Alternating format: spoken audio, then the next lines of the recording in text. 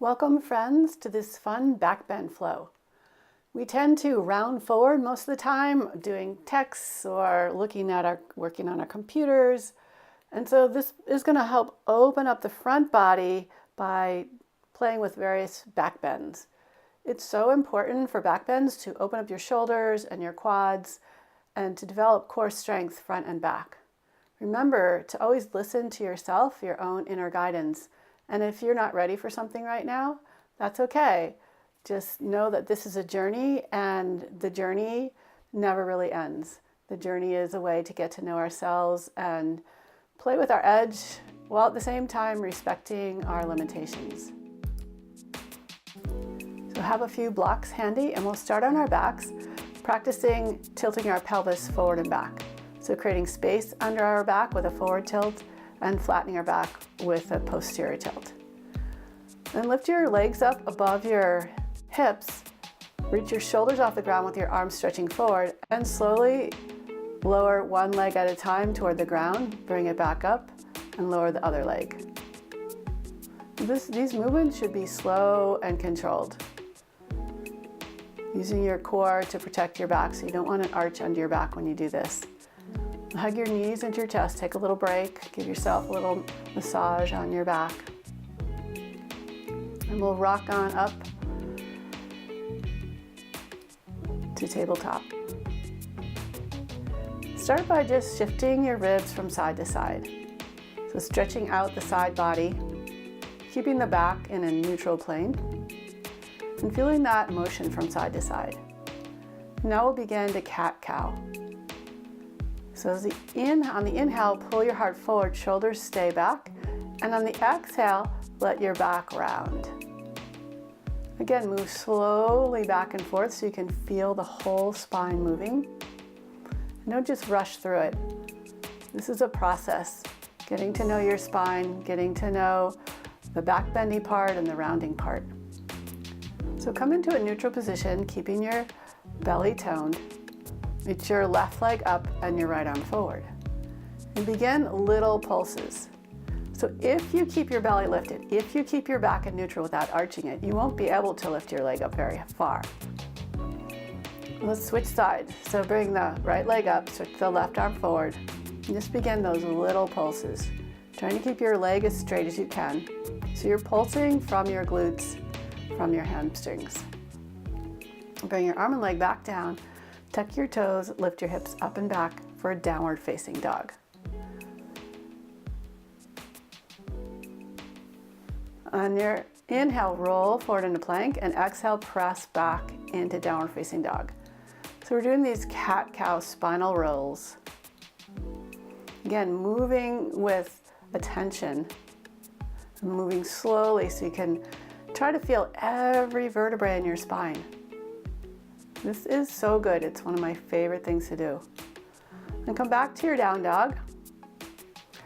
Bend your elbows and see if you can lower both forearms to the floor at the same time. If not, one at a time is okay. This is dolphin prep. It's a great shoulder strengthener and stretcher. We do this a lot. And then bring your knees down and come right into puppy pose. Chest to the ground, hips up in the air over your knees. Neck soft. Arms engaged. And see if you can allow your back to gradually open up. So again, not forcing anything, but just listening and allowing. On your next inhale, rise up, bring your hips forward and down, coming into a modified cobra. So the arms are forward, and we're focusing on engaging the upper back muscles, retracting the shoulder blades towards each other, opening the heart forward. And come down onto your forearms. Stretch your tailbone towards your heels. Let your back relax as your chest reaches forward.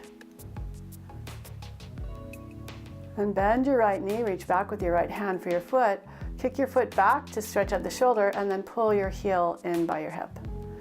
And alternate with kicking the foot back to stretch out the shoulder a little bit and pulling the heel in to stretch out the quad. So again, we want to move slowly, mindfully, noticing what we feel, noticing where we're a little open, where we're a little bit tight. And where we might start feeling things start to open up.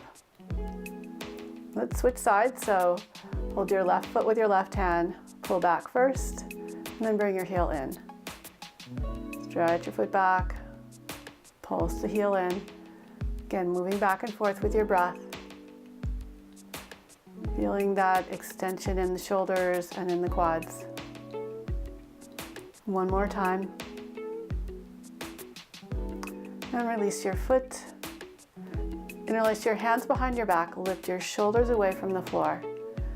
And then squeeze your inner thighs together, squeeze the glutes, and see if you can lift your legs up, lift your chest up, reaching your arms back behind you. And release and lower down, relax. And then again, inhale, lift the shoulders, squeeze everything in toward the midline, reach your chest up, reach your toes back, and lower down. This is great for strengthening the whole back. And we're going to lift and lower a couple more times.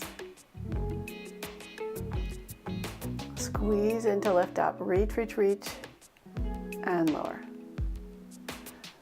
And now we'll grab your right foot with your right hand, stretch your left arm forward and lift up, kick your foot into your hand, lift your chest up, lift your legs up.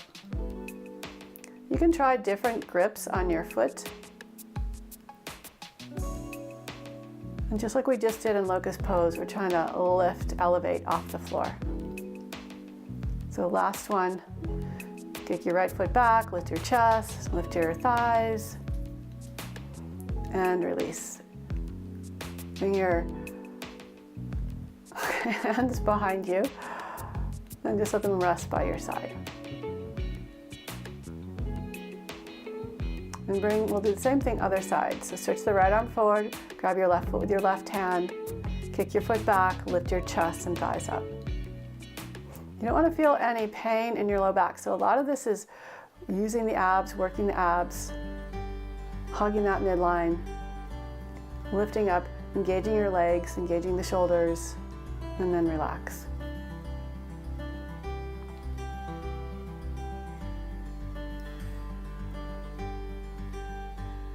And notice the feeling in your whole body, especially maybe your front of your back and the back of the back.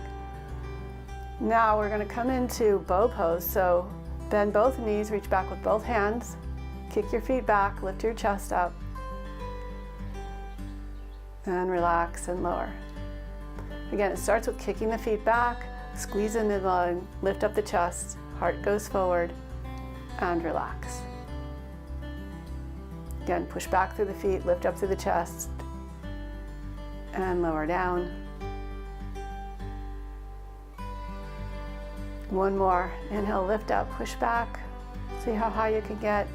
Relax, let go. Bring your hands by your ribs, just below your shoulders. Press up and back into downward facing dog. Take some time here to elongate your spine. On your next inhale, reach your right leg up, hug your knee to your chest, step your foot all the way forward to your hands. Lower the back knee down. Take your time to stretch into that back hip flexor. And then pull your right hip back to open up the hamstrings. Just go back and forth, keeping a bit of a posterior tilt here in our lunge. And then bend your left knee, reach back with your left hand, draw your heel in towards your hip and let it release. Maybe kick it back a little bit, just like we did on our belly. Same things. You can always make sure to put some padding under your knee if this is uncomfortable for you. So we're drawing in and releasing. And then you can, if you want to try this, you can flex your foot and interlace both hands around the front of your ankle and kick your foot back. You're just going to lift your chest up. So move slowly and with control. And release your foot, step back, downward facing dog.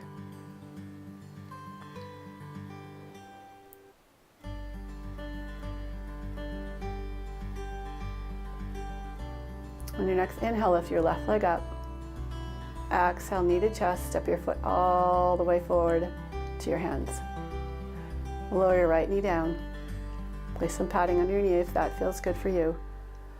And take a moment to feel the stretch in your hip flexors and alternate shifting your hips back to straighten your front leg and come into a hamstring stretch, and then shifting the hips forward, keeping the glutes engaged, the core engaged as you stretch out the hip flexors, the front of the quads. And take this at your own pace, with your own timing, moving slowly back and forth.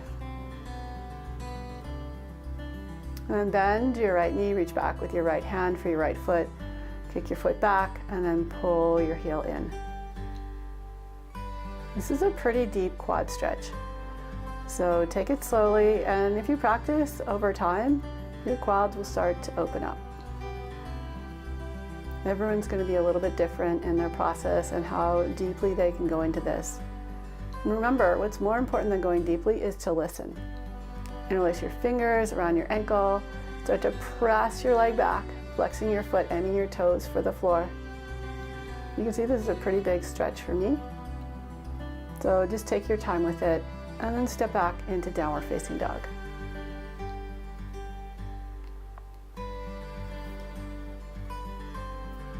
Down dog is just one of those feels so good poses. Inhale, reach your right leg up. Exhale, step it forward for your lunge. Lower the left knee down, and this time take your right hand, reach across to your left foot. Draw your heel into your hip, twist to the right, and a little bit of back bend. So keep both shoulders back. And then again, it's remember to, when we bring our a pose to an edge, we want to release off of it. So this is a very big, deep stretch for your quads. And release your foot, step back, downward facing dog. We'll do the other side. So inhale, reach the left leg up. Exhale, step it forward. Lower your right knee down. Bend your right knee, reach back with your left hand for your right foot. So we're doing a twist and a back bend. Then alternate between pulling your heel towards your hip and extending your foot away from your hip. Back and forth. Being gently persuasive. So trying to reach toward the edge, but not go too far. It's our mantra. Switch back into your down dog and then bring both knees down. Sit back on your heels. As you inhale, lift your left arm up, reaching across to the right, lift the hips up, and then switch sides. So you're just alternating. Again, opening up the front of the hips, going into a little bit of a back bend and a side bend. Letting the breath lead the way. Maybe finding a little more opening as you explore this gentle back bend. Now we're going to work on camel pose or Ustrasana. Begin to do that same pelvic tilt that we did in the beginning on our backs. Draw the low belly in, and you can use your hands to think of lifting the ribs up and away from your hips. So rather than think of reaching back, think of reaching your chest up. And then keeping your chest where it is, maybe see if you can find the heels of your feet with your hands coming into Ustrasana. So when you come out, a lift through the chest and settle back down. Take a little break, appreciate how your back feels. And we'll come back and do it again. Again, think of lifting up through the ribs, reaching the tailbone down, lifting the heart up, squeezing the inner thighs, breathing with the chest pointing toward the sky. And if you want to go a little deeper, you can point your toes this time and then reach back, find your heels. Or you can keep your feet flexed, it's up to you. Or you could even use blocks on either side of your feet if you want a more gentle back bend. And sit down and relax again. Back bends can be very therapeutic when they're done carefully. And we're trying to utilize our whole back and our core to create the back bend, not just our low back. So again, lift up through your heart, squeeze the legs in, keep your thighs strong, reach back for your heels. And if you want to play with going a little deeper, you can start to walk your hands forward towards the back of your thighs. Keep the chest lifting, come on back up, settle your heels down. Or settle your hips down on your heels. Okay, so now we're going to set up for a nice restorative upper back opener. So take 2 blocks. One is going to go underneath the back of the shoulder blades and the other one underneath your head. So take time to line yourself up. I like to hold the block, lower the back of the shoulder blades down, adjust the second block so that it'll be right underneath your head. You can always lower the second block to a lower height if that feels good for you. Make sure this is comfortable. You might have to adjust the block a little bit forward or a little bit back. And I'm on an uneven surface here, so I had to do a little extra adjustment. And then we get to just relax into this. Your legs can be straight, your knees can be bent, soles of the feet can be together in Baddha Konasana. So play around with the position of your legs and find a position that's comfortable for you. You can always change the position of your legs. But what's important here is to allow your shoulders to relax, your hips to relax, your neck to relax, so that you're just allowing your body to open up into this soft, gentle back bend. And if this is too much, you can lower the height of the block. You could use a rolled up blanket underneath your shoulder blades. There's lots of different ways to accomplish the same thing, which is listening to our bodies, being gentle, opening up the upper back, and feeling how the whole body is involved in doing this. Also, you can change the position of your arms. You can reach them forward above your head, you could reach them out to the side, you could try cactus arms. So find a position that feels like a gentle stretch for you, but one that you can also relax into.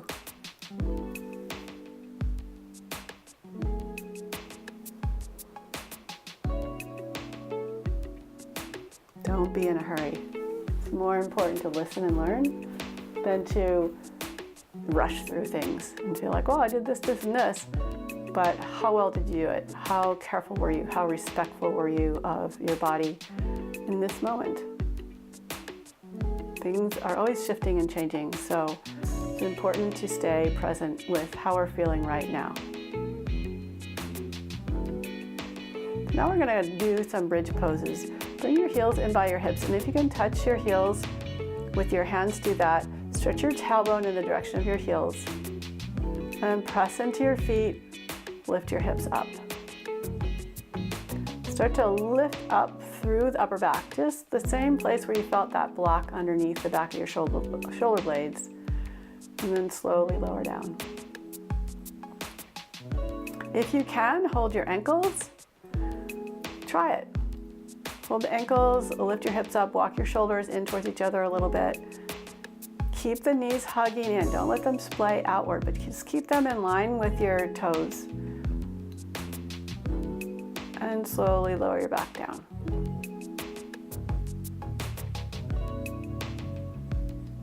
We'll do this one more time. So engage your quads, engage the glutes, lift the hips up, walk your shoulders in a little bit, and find the height that works for you. Now we're going to play with a full back bend. This is, if you feel up for it. So bring your hands by your ears with your thumbs facing in, fingers facing towards your feet. Push into your hands, see if you can come to the crown of your head, and then bring your elbows in. And push into the floor through your feet, through your hands, use your core, and lift your hips up. And play with rocking your chest a little more forward, or rocking it back. And to come down, you want to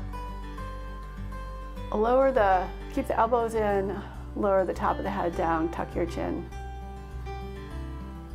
And then we'll play with it again. So draw the elbows in, lift up to the crown of your head, push into your hands and your feet, lift your whole body up. You can play with bringing your head through your arms.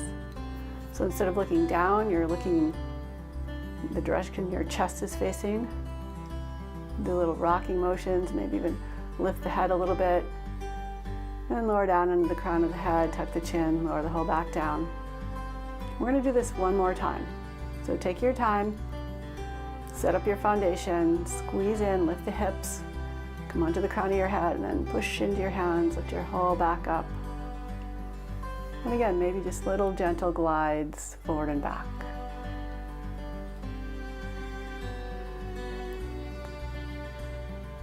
Bend the elbows, lower the top of the head down, the shoulders, hug your knees into your chest, gently rock around, give yourself a little massage. And twists are really great for your back after you've done some back bends. So open your arms out to the side and then slowly twist both legs to the right, turn your head to the left, close your eyes. And again, let your whole body relax. Feeling the sensation of your back after playing with these back bends. And bring your hips back down and twist over to the left. Head turns to the right. Feel the length and the opening in your upper back. So twists come from our upper back, and back bends and twists can really support each other. And bring your feet up for happy baby. You don't have to hold your feet, you could hold your ankles or your calves. Try and keep your whole back on the floor, hips and shoulders. And then bring your feet to the floor as wide as your mat, and we'll just slowly twist our legs from one side to the other.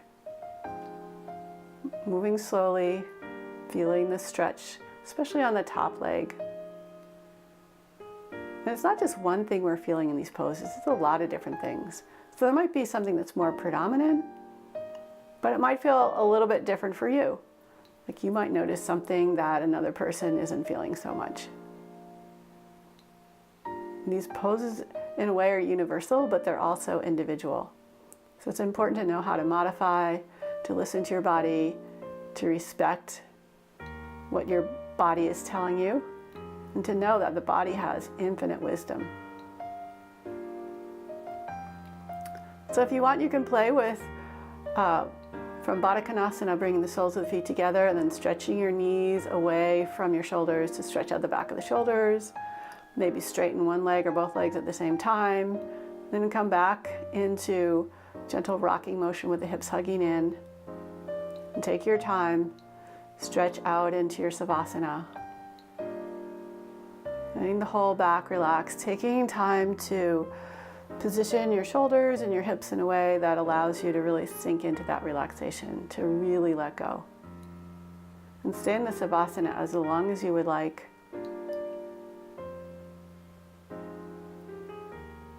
Feeling a deep sense of appreciation for this practice. So please like this video, share it with your friends, leave me a comment. Thank you so much for taking your time to practice with me, and hope you have a beautiful day or evening or night, whatever time of day it is for you. Namaste.